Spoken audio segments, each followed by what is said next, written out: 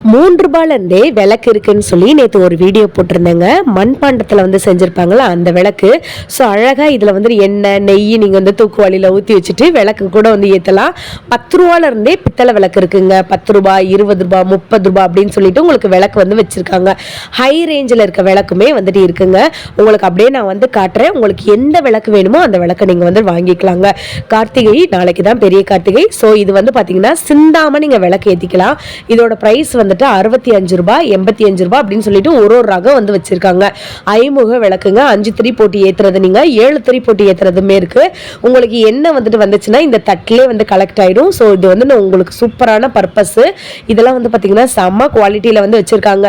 இல்ல எங்களுக்கு பாத்தீங்கன்னா ஒரு திரி தான் போட்டு ஏத்துவோம் அப்படின்றதுக்கு இந்த மாதிரியான விளக்கு நீங்க வச்சுக்கலாம். சில விளக்கெல்லாம் பாத்தீங்கன்னா உங்களுக்கு பாவை விளக்கு, அன்ன விளக்கு அந்த மாதிரி கூட வச்சிருக்காங்க. அதுலயுமே சின்ன சைஸ் கூட இருக்குங்க. கேரளா மாடல், தமிழ்நாடு மாடல்னு சொல்லிட்டு எல்லா விதமான மாடலுமே வச்சிருக்காங்க.